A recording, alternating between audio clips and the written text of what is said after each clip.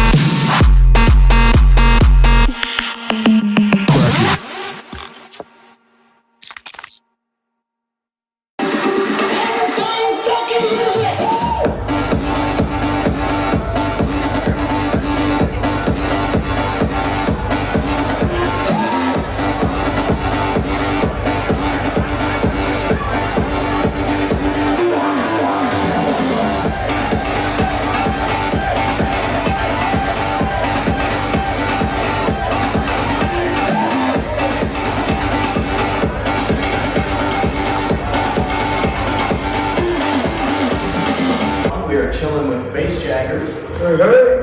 I watched in an interview and it said that you just were out clubbing and you liked the music so much you were enjoying it, so you just decided that you wanted to make music. Is that pretty much how you started, or?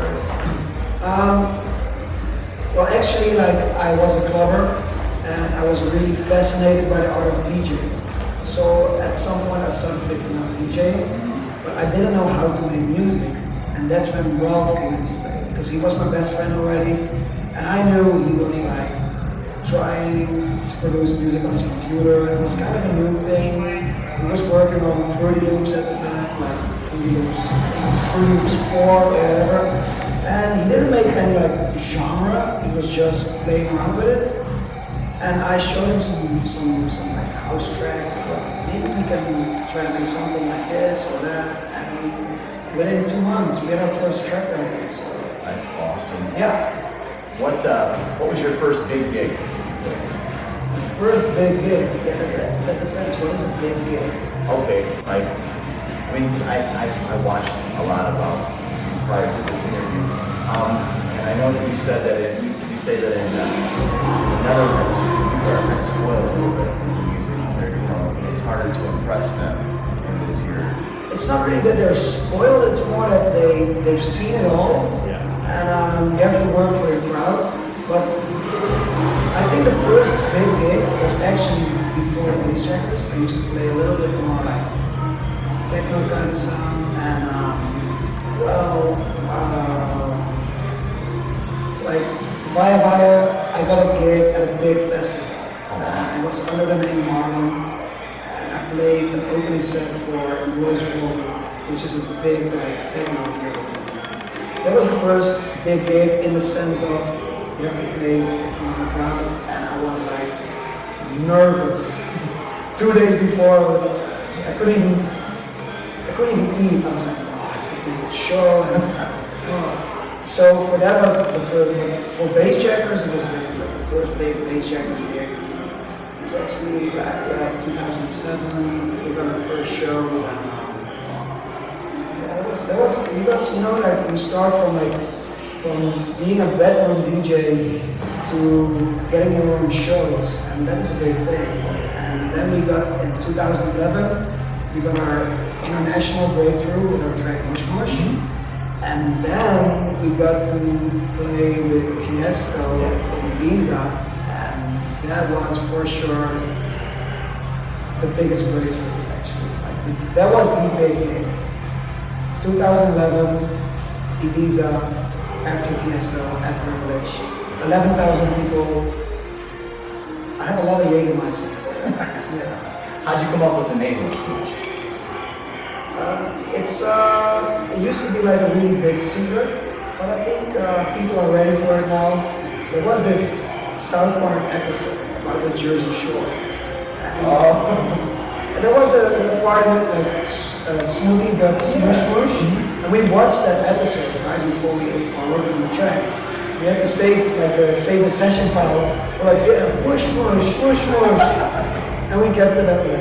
And a lot of people were like breaking their heads over, like, what is it? How do you come up with that? So yeah, that's it. It's South Park. EDM America exclusive right here. Now you know where the name came from. Smush Smush. Don't tell anyone. I like what you said, that you don't feel like you're ever going to be to that point. You know, like it's always a learning process every time you go out there, and there's always going to be a bigger show, different things like that or whatever. And I like how you're very humble. You don't treat it like, some of these guys who work in the industry are very like, their heads are gigantic and they feel like I'm the best and there's nobody better than me.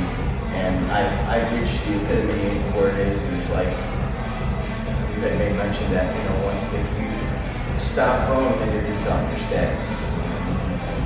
Yeah, well, for us, it's like this. You should always be humble. Yeah, we do always stay true to our sound. Of course, there's always development in the sound. There's going to be like new hypes, new trends. We wanna like go into that, but in our own way, In the same way, it's like we play different venues, we play for different crowds, and like sometimes you play for a mixed crowd, and you have to play a little bit more like recognizable stuff, but then still we try to make it that it's still Bassjackers. It always has to be Bassjackers. The other day you play for like ravers, and then it's also like it's always Bassjackers, but we play within this band that is always us. We can go every way, That's what makes it fun too. Like you don't want to play the same crowd every day. You play different venues, different countries. It's different everywhere, and that's what makes it fun. You're on tour right now with the bingo players, right? Actually, that's gonna start from tomorrow. Okay. Yeah, it's gonna be a big bus tour with bingo players, Mac J, and Tricks. We're gonna have a lot of crazy venues, and the hype is enormous. It's gonna be a good tour. Practicing up on bingo? Huh? You've been practicing up playing bingo? Yeah, I'm really good at cheating at bingo. Like I play the numbers, like I put some extra balls with those numbers in the bingo thing, so I'm gonna win. Right. Yeah. Where's your next venue that you're playing after tonight? Well, tomorrow is New Orleans. I don't know the venue, but yeah, it's the kickoff of the bingo place today, so I'm excited. Awesome. Thank you so much for your time. Reincarnate with EDM America TV here at the Old Lounge in Milwaukee. With who? And this is Marlon, of course, of Bassjackers. He's going to rock this place tonight. All right. React, Bassjackers, signing out.